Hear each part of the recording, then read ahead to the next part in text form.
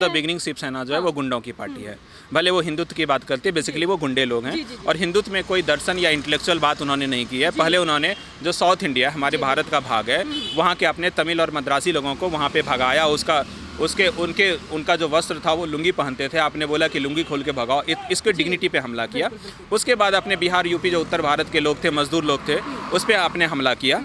ठीक है, उसके बाद आपने हिंदुत्व के नाम पे आपने अंडरवर्ल्ड मुस्लिम को गालियाँ दी।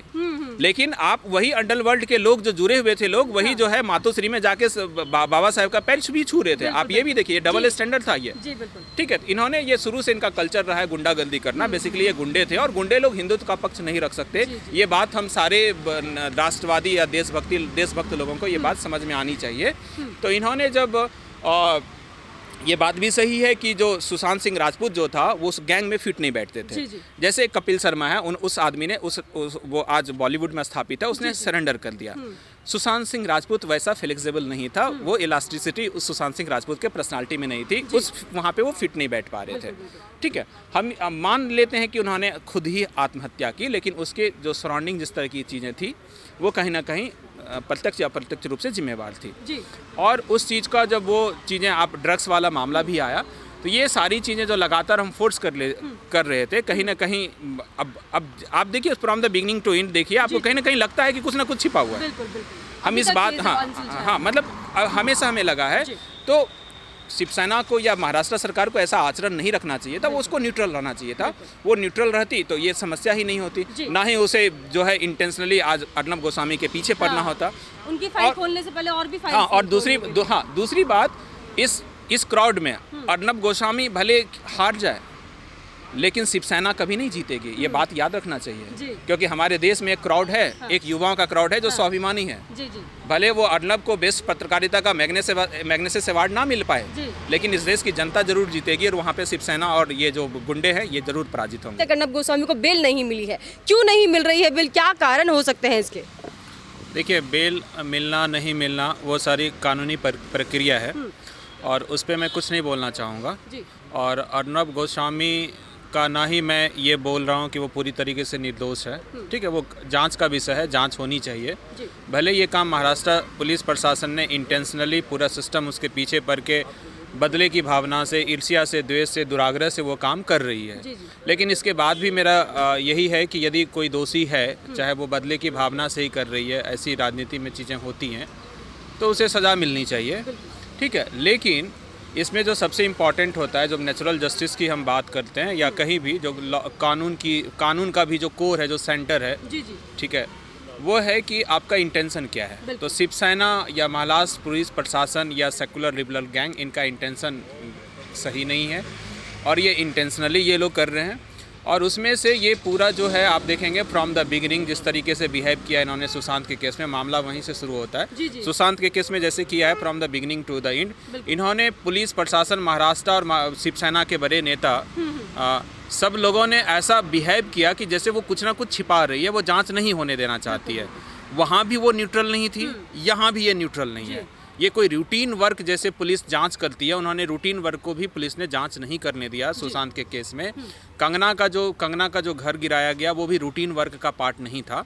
हम इस पे नहीं जा रहे हैं कि कंगना का घर इलीगल था, बट वो रूटीन वर्क का प्रोसेस नहीं था। मतलब आपने एक सिलेक्टिव केस को चूज किया अपने पॉलिटिकल फायदे के लिए, इंटेंशनली बदले की भावना से वहाँ पे आपने हिट किया। यहाँ भी आप क्या कर रहे हैं, अर्नब गोस्वामी के बारे में 6 महीने से आपने पूरा ढूंढा, पूरा खंगाला, उसकी पूरी हिस्ट्री खंगाली कि लाइफ में इसने कहीं पे कोई तो मिस्टेक किया होगा। ठीक है, और पूरा खंगाल के आपने उसको चूज किया और उसके बाद पूरा फ्रेम किया, फिर अपने उस फैमिली को कन्विंस किया, फिर उसको मोटिवेट किया, फिर उसको पूरे ट्रायल में आपने लाया है। तो ठीक है, वो कानून अपना देखेगी, बट इनका इंटेंशन सही नहीं है। और जब सुशांत सिंह राजपूत का जो मर्डर मिस्ट्री था, उसके बाद मैंने देखा पूरा बॉलीवुड का जो सेकुलर लिबरल गैंग है, ठीक है, वो पूरी तरीके से साइलेंट था। बॉलीवुड में देखिए 2 लेयर है। एक लेयर है इंटेलेक्चुअल क्लास है, जो सेकुलर लिबरल लोग हैं, ठीक है, जो कांग्रेस और जितनी विपक्षी प्राइवेट लिमिटेड कंपनियां हैं, ये लोकतांत्रिक पार्टी तो है ही नहीं, ठीक है, ये जितनी प्राइवेट लिमिटेड कंपनियां हैं ये उसको करते हैं। दूसरा जो लेयर है बॉलीवुड का, वो नाचने गाने वाले लोग हैं, सलमान खान जैसे लोग, शाहरुख खान जैसे लोग। तो ये नाचने गाने वाले लोग ये बीजेपी के साथ भी नाच गा लेते हैं और कांग्रेस के लिए भी नाचते गाते हैं, लेकिन उसको जो प्रोटेक्ट करता है, नाचने गाने वाले लोगों को जो प्रोटेक्ट करने वाला जो इंटेलेक्चुअल लेवल है, जावेद अख्तर या महेश भट्ट जैसे लोगों जी, को बोले जी। और शांत रहने वाले चतुर अमिताभ बच्चन की हम बात करें जी। तो ये सारे लोग जो हैं वो प्रोटेक्ट करते हैं, ठीक है, इन सारे को। तो एनआरसी सीए का जो गैंग था वो कुछ, ठीक है, वो सारा गैंग जिसका ये था कि इस्लामिक आइडेंटिटी का भारत में इंक्रीज करना है ताकि वो पॉलिटिक्स में जो इस्लामिक मुस्लिम आइडेंटिटी की जो पॉलिटिक्स हो रही है फ्रॉम द आज़ादी, आप देखिए ये बोल रहे हैं कि भाजपा हिंदू आइडेंटिटी की पॉलिटिक्स करती है। हमारी मुस्लिम हिंदू आइडेंटिटी दोनों के चलिए दोनों के कॉन्फ्लिक्ट में देश का बंटवारा हुआ और आज़ादी के बाद से लगातार मुस्लिम आइडेंटिटी की पॉलिटिक्स हो रही थी और आज जब उसके अगेंस्ट में जब हिंदू यूनाइट हो रहा है तो आप बोल रहे हैं कि हिंदू आइडेंटिटी की पॉलिटिक्स कर रहे हैं। क्या आपने बताया कि इतने सालों से आज़ादी के बाद से आप मुस्लिम आइडेंटिटी की पॉलिटिक्स कर रहे थे और यहाँ पे ठीक है एक हिंदुत्व का एक क्राउड है जिसके पास सेंस नहीं है, बात करने का समझ नहीं है, जय श्री राम बोलता है, उन्मादी है, वो आवेशित भीड़ है, वो गाली गलौज करता है, मैं सारी बातें मान लेता हूँ क्या, लेकिन जब आप एक जब शाहीन बाग में कट्टा लेके एक लड़का जो है उतरता है जिसको ना समझ है ना आइडियोलॉजी है ना वो पढ़ा लिखा है ना अपनी बात रखने जाता है, वो ज़्यादा खतरनाक है या जो जेएनयू का जो क्या नाम है उसका खालिद क्या ना सॉरी उमर खालिद वो खतरनाक है। उमर खालिद जैसा आदमी खतरनाक है ना, जो इंटेलेक्चुअल ब्रेन है वो। ये तो दो चार इसको दंडित किया जाएगा, दो चार थप्पड़ पड़ेंगे, ये बच्चे सीधे हो जाएंगे। लेकिन पीएचडी करके कन्हैया कुमार जैसे लोग जो इस्लामिक क्राउड पे एक प्रश्न नहीं करता है। सवाल इस बात पे है, मैं जब जेएनयू जाता हूँ तो इस देश में जब सामाजिक आंदोलन के नाम पे हमने कितनी कमेंट्स किए, हमने जिनों पे हम कमेंट व्यंग करते हैं, हम चोटी पे करते हैं, हम धोती कुर्ता पे करते हैं। कभी आपने, मैं जब जेएनयू में बड़े भाई का कुर्ता, छोटे भाई का पाजामा और दाढ़ी टोपी लगा हुआ जब स्कॉलर देखता हूँ तो हमें लगता है प्रश्न इन पे भी होना चाहिए। हम उनके लिंचिंग की बात नहीं कर रहे हैं, हम बात इसकी कर रहे हैं कि हम आपके समझ पे प्रश्न करना चाहते हैं कि आपकी समझ कैसी है। बात ये फंडामेंटल राइट की भी नहीं है। यदि फंडामेंटल राइट की बात होती है तो एक फैशन के तौर पे हम ऐसा करते हैं, हम ऐसा फैशन के तौर पे नहीं कर रहे हैं। हम ऐसा जो ऑर्गेनाइज रिलीजन का जो समझ है, जो प्रबल समझ का शिकार क्राउड है, उस समझ से मोटिवेट होके कर रहे हैं। तो हमें ये साफ साफ दिखता है कि भारत का भविष्य खतरे में है और भारत की आम जनता, भले ये एक कहूँगा भारत में एक बुद्धिजीवी वर्ग है जो अभिजात वर्ग है, एलीट क्लास है, और ये एलीट क्लास मुगल पीरियड या मुस्लिम पीरियड से था, जो इस देश में जब इस्लामिक आक्रांताओं का आक्रमण हुआ, उनका शासन हुआ, उनके साथ जो हमारा एलीट वर्ग जो बुद्धिजीवी वर्ग था, जिसको बिरबल जैसे लोग आप बोल सकते हैं, इन बिरबल के बच्चे आज के डेट में, यही बिरबल के बच्चे ब्रिटिश पीरियड में जाके एलीट क्लास बनते हैं, जिन्होंने ये अंग्रेजी भाषा हमारे आम जनता पे थोप दी और भाषा को इन लोगों ने प्रतिभा का आधार बना दिया। ठीक है, और उसके बाद इसी एलीट के बच्चे जो है, ये सारे जो आप देखते हैं, ठीक है, यही एलीट के बच्चे कांग्रेस में हैं और ये कांग्रेस को इसी एलीट के बच्चे, यही बिरबल के बच्चे चलाते हैं। तो ये देश के लिए सबसे बड़े खतरा है। हमारा जो हिंदुत्व या देशभक्ति या राष्ट्रभक्ति का जो क्राउड है, ठीक है, उन्हें अभी वो सेंस नहीं है। इन लोगों ने 60 आज़ादी के बाद से लगातार शासन किया, इनको अपनी बात रखने आती है, ये गलतियां नहीं करते हैं। रवीश कुमार की गलतियां पकड़ना इतना आसान नहीं है, बट अर्नब गोस्वामी गलतियां कर जाते हैं। अर्नब गोस्वामी को मैं कोई क्लीन चिट नहीं दे रहा हूं कि बहुत अच्छे जर्नलिस्ट हैं, उनका भी अपना एजेंडा है, लेकिन वो आदमी कांग्रेस के पीछे भी पड़ा था, बीजेपी के पीछे भी पड़ा था। आप उनका पुराना इंटरव्यू देखिए, वो योगी को गुंडा भी कह रहा था। तो ये जो अर्नब गोस्वामी है, ये बहुत डाइवर्सिटी फाइव कई, ठीक है, ये ऐसा नहीं है कि ये फ्रॉम द बिगिनिंग ये जो था ये राइट विंग का आदमी था। इसको तो लेफ्ट विंग का आदमी बोला जाता था, क्योंकि ये भी एक एलीट फैमिली का आदमी है।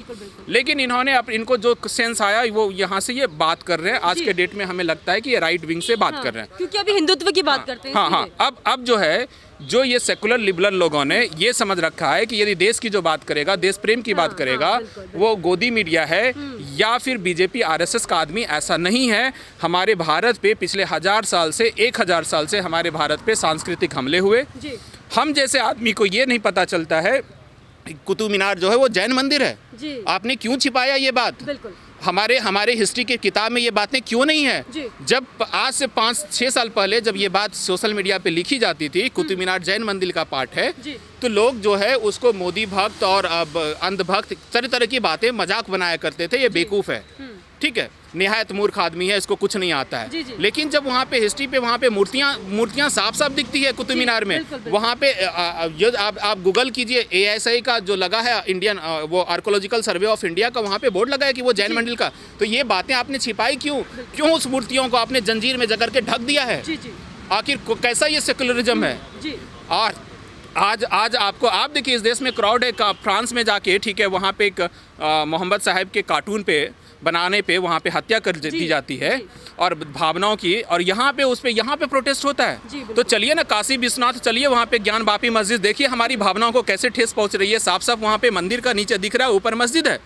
और बात हम ये नहीं कहते हैं कि हम उनको तोड़ देना चाहिए, हम इसकी बात नहीं कर रहे हैं, लेकिन बात ये है कि हमारा जो इंटेलेक्चुअल क्लास है, जो मुस्लिम सोसाइटी का जो इस लिबरल सेकुलर लोग हैं, इस बात को वो स्वीकार नहीं करते हैं कि वो मंदिर तोड़ी गई है। जी जी, उसका एक्सेप्टेंस नहीं है। एक आदमी नहीं मिलता है जो इस बात को स्वीकार करता है। हम ये नहीं कहते हैं कि हम तोड़ दिया जाए, हम ये भी नहीं कहते हैं कि आप ही रिस्पॉन्सिबल हैं, हम ये नहीं कहते हैं कि आप ही के बाप दादा ने तोड़ा है, हम ये भी नहीं कर रहे हैं, लेकिन हम ये कह रहे हैं कि इसका एक्सेप्टेंस तो हो, इसे स्वीकार तो कीजिए कि भारत पे सांस्कृतिक हमले हुए हैं। तो भारत पे जो पिछले 1000 साल से सांस्कृतिक हमले हुए हैं, राजनीतिक गुलामी भारत ने झेली है, आर्थिक रूप से हम गुलाम रहे हैं। तो अब भारत की जो पहली बार भारत जो है वो अब आज़ाद हो रहा है, अपने चिंतन से, अपने स्वतंत्र दर्शन से वो आज़ाद हो रहा है। और भारत अपने पिछले 1000 साल के अंदर जो पराजित कौम का जो चरित्र पैदा हुआ था, उस चरित्र से भारत आज़ाद हो रहा है और इसका स्वागत किया जाना चाहिए।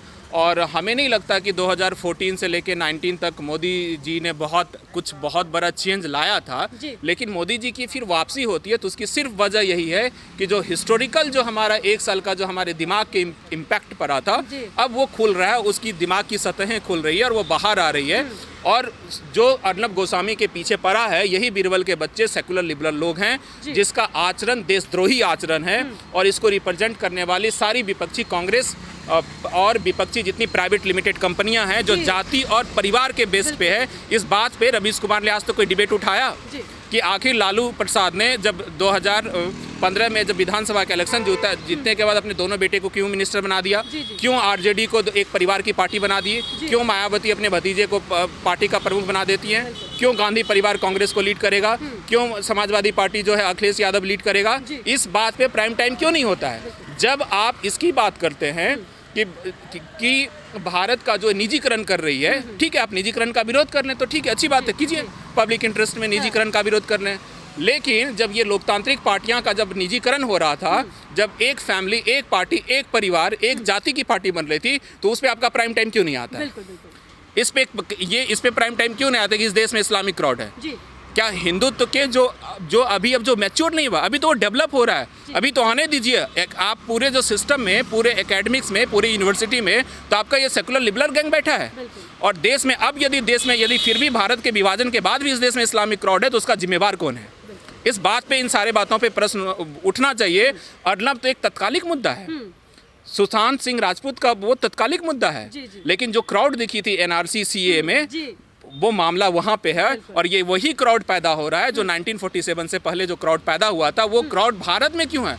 आप पाकिस्तान में जाइए, पाकिस्तान के बहुत सारे जर्नलिस्ट मिलेंगे आपको आज, जो बोले कि भारत कैसा देश है, यहाँ पे ये ठीक है, ये कैसा ये धर्मनिरपेक्ष देश है जो अपने विभाजन के बाद भी यहाँ पे एक इस्लामिक और कट्टरपंथी क्राउड है। पाकिस्तान के मुस्लिम बुद्धिजीवी ये बात बोल रहे हैं। आप जाएंगे तो पाकिस्तान में आज भी जो पाकिस्तान की जो मुस्लिम कम्युनिटी है, उसका जो थिंकिंग है वो मोर इंडिपेंडेंट है, वो स्वतंत्र तरीके से वो सोच रही है। उससे ज़्यादा कट्टर और इस्लामिक कट्टरपंथी हमारे भारत में है। ऐसा क्यों है? तो इन सारे प्रश्नों का हमें तो लगता है कि अर्नब जो है एक तत्कालिक मुद्दा है, जो इस पूरे चीज़ को, जैसे बोलते हैं ना, गुब्बारा है, उसमें अर्नब ने ठीक है हिट कर दिया है, ठीक है, और वो गुब्बारा फटेगा, अब इसको कोई नहीं रोक पाएगा। बिल्कुल सही बात कह रहे हैं आप। अर्नब गोस्वामी शुरुआत से ही हिंदुत्व की बात करता है, हिंदुओं के लिए बात करता है, इसलिए शायद उन्हें टारगेट किया जाए। हमें नहीं लगता है कि अर्नब ने हिंदुत्व की बात की है। अर्नब ने मैंने आपको जैसे पहले बताया कि योगी की वो गुंडा कर है। आप देखिए पुराना इंटरव्यू, अर्नब देखिए एक इंडिपेंडेंट, हाल ही में जो कुछ हो रहा है मुंबई महाराष्ट्र में, आज के समय में आप बोल सकते हैं अर्नब को वो चुनौती देते हैं, उद्धव ठाकरे को चुनौती देते हैं। हाँ, अर्नब का जो स्टैंड है आज के दिन में आपको बीजेपी संघ या हिंदुत्व के क्लोज दिखता है, उसके क्लोज हैं भी, और उसको लोग प्रोटेक्ट कर भी रहे हैं बीजेपी की तरफ से। बेहतर होता कि जो पत्रकार समूह थे, जो जर्नलिस्ट थे, उनको आना चाहिए था, उनको बोलना चाहिए था, ठीक है अर्नब का अपना एजेंडा है, वो जर्नलिस्ट नहीं है, आप उसका लाइसेंस कैंसिल कर दीजिए या व्हाटएवर जो उस पर आप बैन कीजिए, आप ये सब बोल सकते थे। लेकिन आप लोगों ने अर्नब पे अच्छे लोगों को मैंने देखा है, वो बोलते हैं और कुटाई हुई और धुनाई होनी चाहिए इसकी, और ये क्या लैंग्वेज है? और ये लैंग्वेज वो लोग, अच्छे खासे लोग यूज कर रहे हैं, जो देश के प्रतिष्ठित जो समाचार पत्रों में जो जॉब कर रहे हैं, आर्टिकल लिख रहे हैं, ये उनकी भाषा है। ये रवीश कुमार भी समर्थन में आए हैं उनके। रवीश कुमार के दर्जनों जो हैं, जो उनके फैंस हैं उनका पेज बना बना के ऐसी भाषा का इस्तेमाल करते हैं। ठीक है, तो रवीश कुमार को बोलना चाहिए कि हमारे नाम पे ऐसी पेज मत बनाओ और इस तरह की भाषा का अमर्यादित भाषा का इस्तेमाल मत करो। ये मैं मानता हूँ कि जो सो कॉल्ड जो हिंदुत्व या राइट विंग की जो क्राउड है वो बहुत ही निचले स्तर का वो भाषा का इस्तेमाल करते हैं। लेकिन भैया आप सेकुलर और लिबरल और फ्रीडम ऑफ स्पीच का लवादा तो आपने हो रहा है, ये लोग तभी डेवलप हो रहे हैं। ये तो आम जनता से धीरे धीरे हिंदुत्व और जो स्वाभिमान की फीलिंग डेवलप हो रही है। बीरबल के बच्चे तो आप हो, तो तमीज के साथ तहजीब के साथ बोलना तो आपने सीखा है। अभी तो इनको अभी तो ये इन्होंने बोलना स्टार्ट किया है, वो आपका सामना करेंगे ये। अभी बस आप कुछ समय रुकिए, ये भी उतने ही डिप्लोमेटिक और उतने ही सिविलाइज तरीके से अपनी बात रखेंगे। अभी इनको वो ट्रेनिंग नहीं मिली है और हम उस क्राउड को जरूर ट्रेनिंग देंगे जो स्वाभिमान के साथ इस देश की सभ्यता और संस्कृति के साथ, जो इस भारत की जो पंथ निरपेक्ष जो भूमि है, जो स्वतंत्र चिंतन और दर्शन को हमारी भूमि में है, और जो यहाँ पे जो धर्मनिरपेक्षता का सवाल है, ये हिंदू आइडेंटिटी का सवाल नहीं है। हिंदू जो भूमि है वो शुरू से पंथ निरपेक्ष रही है, और ये धर्मनिरपेक्षता का समस्या जो है, ये सांप्रदायिक समस्या, जो ऑर्गेनाइज्ड रिलीजन है भारत में जब से प्रवेश किया है तब से ये समस्या पैदा हुई है। भारत के हिंदू आइडेंटिटी के लिए धर्म क्या, हमने तो साईं बाबा को पूजा, हम तो मजार पे सर झुकाते हैं। हाँ, हमने तो, हमारे लिए तो कोई चीज़ है ही नहीं। हमें ठीक है, यहाँ पे करवा चौथ का व्रत बनता है, उसमें कुछ पॉजिटिविटी थी तो वो व्रत यहाँ से लेके जाके बिहार तक फैल गई। बिहार में छठ पूजा होता था, हम प्रकृति की उपासना करते थे, वहाँ से फैल के पंजाब तक चली गई। तो हमारा तो कोई फिक्स्ड रूल नहीं है, हमने तो अपने बुद्धि समझ पे हमने ताला नहीं रखा है। तो जिसने अपने बुद्धि समझ पे ताला लगाया है और वो आके बोले कि भारत के लिए धर्मनिरपेक्षता समस्या है, तो वो उनकी समस्या थी, ये हमारी समस्या नहीं है।